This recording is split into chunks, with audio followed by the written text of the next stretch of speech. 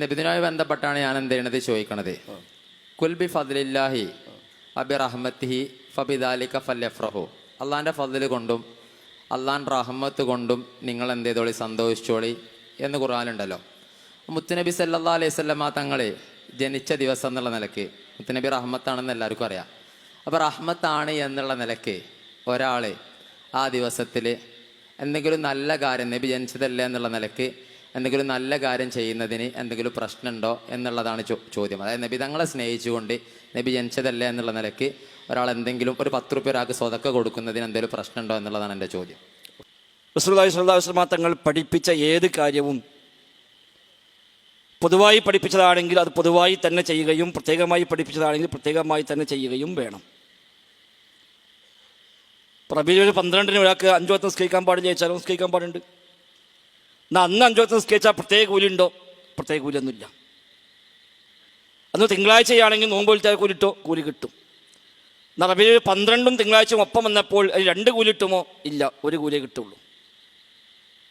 അപ്പോൾ ഏത് അമലും നബിതങ്ങൾ പഠിപ്പിച്ചതാണെങ്കിൽ അത് കൊല്ലം മുഴുവനും ചെയ്യേണ്ടതാണെങ്കിൽ കൊല്ലം മുഴുവനും ചെയ്യണം. പ്രത്യേകമായ ദിവസങ്ങളിലോ സമയങ്ങളിലോ ചെയ്യാൻ പഠിപ്പിക്കപ്പെട്ടതാണെങ്കിൽ ആ ദിവസത്തിലും ആ സമയത്തിലുമാണ് അത് ചെയ്യേണ്ടത്.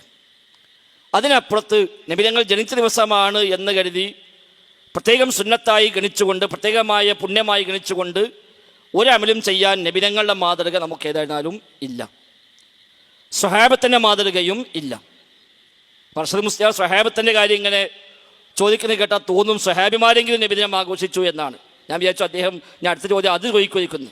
നബി ആഘോഷിച്ചിട്ടില്ല, പക്ഷേ സ്വഹാബികൾ ആഘോഷിച്ചിട്ടുണ്ട്, അത് തെളിവാക്കാൻ പറ്റുമോ എന്നാണെങ്കിൽ ഒരു സമാധാനമായിരുന്നു. സ്വഹാബത്തിന് അമൽ ഹുജ്ജത്താണോ അല്ലെങ്കിൽ സ്ഥിരപ്പെട്ട് കിട്ടിയിട്ട് കാര്യമുള്ളത് എന്താണ്?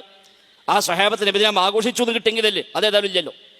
സ്വഹാബത്തോ താബികളോ തമിഴ് താബികളോ ഇനി വേണ്ട ഇമാം ഷാഫി അടക്കമുള്ള 4 മദ്ഹബിൻ്റെ ഇമാമുമാർ പോലുമോ നബിദിനം ആഘോഷിച്ചിട്ടില്ല എന്ന കാര്യത്തിൽ ഞങ്ങൾക്കും അഭിപ്രായ വ്യത്യാസമില്ല.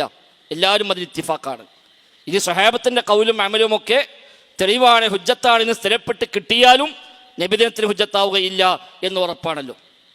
അതുകൊണ്ട് തന്നെ ഏത് കാര്യവും നബിദിനങ്ങൾ പൊതുവായി പഠിപ്പിച്ചത് റബീഉൽ 11, 12, 13, റബീഉൽ ആഖിറിലും എല്ലാ സമയത്തും ഒരുപോലെയാണ്. അന്ന് പ്രത്യേകമായ പുണ്യമില്ല.